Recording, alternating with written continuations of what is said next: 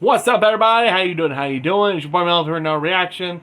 So recently, I did like a reaction to the first part of this video by 90s Rewind. So this is the second part of the video. So hey, after I read like in the comments that like everybody's enjoying this, and like, oh, okay. Let's say he made a second one. Okay. Let's check it out. And before we begin, did you subscribe? Hit the bell if so. This is a short one, but hey, let's check it out. Let's go. From Halloween costumes to jack-o'-lantern leaf bags, there were so many things that made Halloween in the 90s unforgettable. Whether you were trick-or-treating in your neighborhood or watching marathons of your favorite scary shows, Halloween back then sparked an unmatchable mood.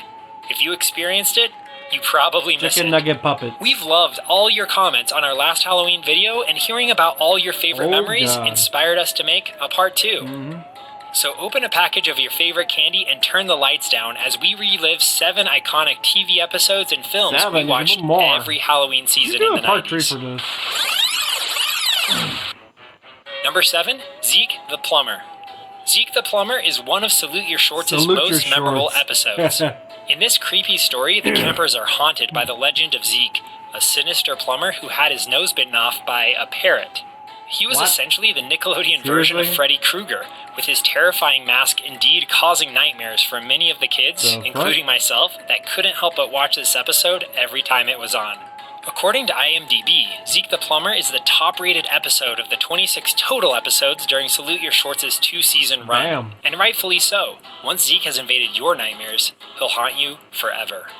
Number 6, The Addams Family. Of course. The Addams Family is a 1991 American film based off the characters from the cartoon as well as the 1964 TV series. It stars Angelica Houston, Raul Julia as Gomez, and Christopher Lloyd as Fester. The production of the film started off bleak. It went $5 million over budget due to constant rewrites and health issues of the crew. But it was ultimately a huge success, making back almost 7x its production costs and inspiring a sequel, Addams Family Values.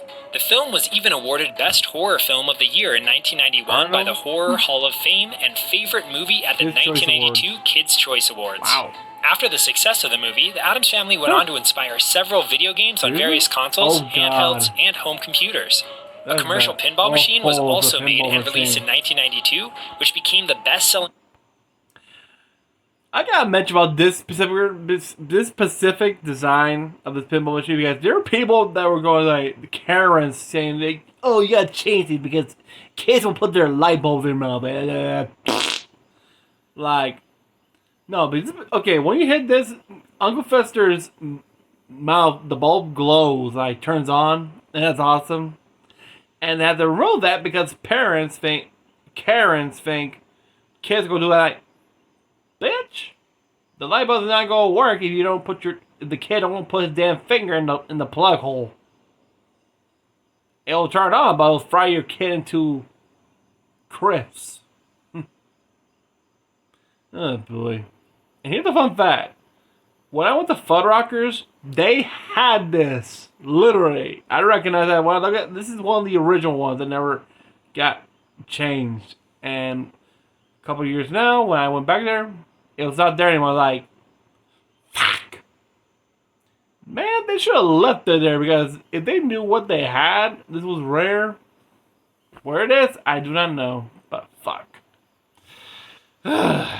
But continuing, I would love to own a pinball machine of this. This, Twister, Terminator, T2. And there's one of the Phantom of the Opera. That's a pretty good one. I saw the artwork looks pretty cool. A pinball machine of all time with more than 20,000 units sold. If you're watching this, you've probably played it. Look at that. Number 5, Doug's Halloween Adventure. That's what I'm talking Doug's Halloween Adventure, which first aired on October 30th, 1993, is a beloved classic from the Nickelodeon series Doug. In this episode, Doug Funny and his friend Skeeter wrestle with a common theme often found in Halloween TV specials. Have they outgrown trick-or-treating? Oh, yeah. After much cajoling, Skeeter finally convinces Doug to visit a spooky new haunted house, Bloodstone Manor, at local theme park, Funky Town. But when bully Roger shows up, Doug and Skeeter are forced to face their fears. Number 4, Ernest Scared Stupid. Ernest Scared Stupid is a 1991 film that blends spooky fun with slapstick humor. lovable but bumbling Ernest P. Worrell, played by Jim Varney, accidentally releases an evil troll who turns children into wooden dolls. It's up to Ernest and his friends to stop the troll and save Halloween. To create the troll's menacing look, the team used elaborate costumes and animatronics, giving the film a memorable and eerie charm.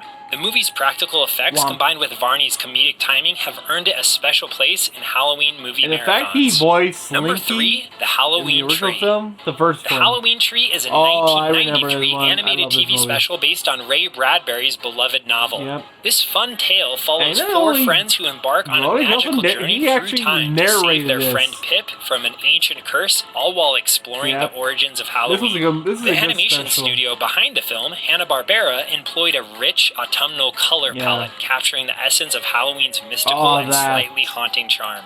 The special also features a beautiful score composed by John Debney, who also composed the score for Halloween favorite movie. Really? Dude, the score for the opening of the Halloween Tree, damn, memsical. Whew. And in fact, he also did the score for Hocus Pocus, which is, I did not know that. Hocus Pocus. Number 2, Halloweeny.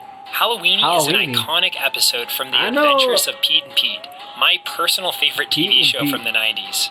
Many love this episode's festive vibe, combined with the fact that it genuinely felt a little scary when you were watching it as a kid. The storyline? Big Pete is losing his Halloween spirit, which doesn't sit well with Little Pete, who is dreaming of beating the Wellsville Halloween record for the most houses visited during trick-or-treating. Only there's a vicious gang called the Pumpkin Eaters who will also be out on Halloween night, smashing pumpkins and stealing candy from kids. Halloweeny is special because it resonates both with kids who are fully engrossed in the holiday festivities, as well as those who might be mourning the feeling of outgrowing them. Plus, the episode taught us one of the best catchphrases from Little Pete. Trick or treat, gut bucket! Number 1, Goosebumps. Trick or treat, gut bucket. This was the biggest omission from our first video, and we have the comments to prove it. Goosebumps is a series of children's horror novels written by American author R.L. Stein. Goosebumps became popular for its spooky plots that combine horror with humor, and the iconic book covers, which took illustrator Tim Jacobus more than 35 hours each to produce. Some of the most popular Goosebumps books are The Haunted Mask, Say Cheese and Die, and Night of the Living Dummy. Of course. Following the release of the first book, Welcome to Dead House, the novels achieved incredible levels. You know what's funny? Many people didn't even realize there's a ghoul right in that window. You know what I'm pointing, right? The window, there's a person watching through the window. That's a ghoul. It's like, and the title, the book says, let me try to read closer. It will just kill you. Literally, right there. It will just kill you, like, huh? And these artworks, wow. I remember when I go to my library while I was in elementary back in Florida. Dude, all the Goosebumps books, like, all of them been read a lot. You can tell the age of these books. I enjoyed it. I think the books I read were Night of the Living Dummy, The Headless Ghost, Ghost Speech, I don't know, I think, what else? You Can't Scare Me, Attack of the Jack-O-Lanterns, Monster Blood, I'm trying to remember what. Oh yeah, Welcome to Dead House, The Ghost Next Door, classics. Of popularity. Between 1992 and 1997, 62 original Goosebumps books were published. And as of October 2022, more than 400 million copies had been sold globally in 35 different languages. This makes Goosebumps the second best-selling book series in history, only behind Harry Potter. Of course. If you've already seen our video on Pogs or virtual pets, you know that it was common in the 90s for popularity to breed controversy. The Goosebumps books landed at number 15 on the top 100 most frequently challenged books list from the 90s. It's worth noting that the Anarchist Cookbook came in at 59, and that one teaches you how to make literal bombs. The Goosebumps franchise also... Hold it. Hold it. You're telling me that Goosebumps is like number 15, while this book, the Anarchist Cookbook, number 59, It's a literal book to teach you how to make fucking bombs. Even the guy who wrote the book wrote it because of his frustration and views, political views. Now older, regrets it, but he can't get rid of it. Plus, it's one of the most banned books. Jesus Christ. Well, continuing. Spawned 2 different television series, a video game series, a comic series, and so much merchandise. Yep. I distinctly remember back-to-school shopping in the heyday of Goosebumps and seeing its cover art all over paper folders, Trapper Keepers, and pencil boxes. Recently, there was also a pair of feature films, the first of which starred Jack Black as R.L. Stine. But despite the onslaught of remakes and reboots, many will agree that nothing quite lives up to the original Goosebumps book series. And there you have it. Feature films, the first of which starred Jack Black as R.L. Stine. But despite the onslaught of remakes and reboots, many will agree that nothing quite lives up to the original Goosebumps book series. Wow. And there you have it. 7 TV episodes and movies that made Halloween in the 90s unforgettable. Did we scare up some of your favorites? Let us know in the comments below, and trick or treat, Gut Bucket. Trick or treat, Gut Bucket. Okay, that was pretty good. This was pretty cool. And pretty short too. I was expecting to be more, actually, because there was a lot more, like... There's also, like I said, Family Matters. That was a good classic one as well. But hey. I don't know if we could do a third one, but this is from years ago, but hey. It was a pretty good video, but damn, my hat's falling on my face. Hold it. There we go. But yeah, that was a pretty good video. I enjoyed it. Like I said, it didn't mention the movies, and it's kind of weird why Paramount didn't want to do a Afraid of the Dark movie, while I think it was Sony. Yeah, Sony made 2 Goosebumps films that were both successful. Ain't that weird? But hey, they're called their choice. But yeah, seeing this other players, I mentioned some series I never heard of. I'll remember because I'm more into cartoons, or depends on shows that catch my attention. Not these ones that I don't relate to, but hey, I might check out some of these shows and see those specials, how they look. Especially the famous catch line, "Trick or treat, Gut Bucket."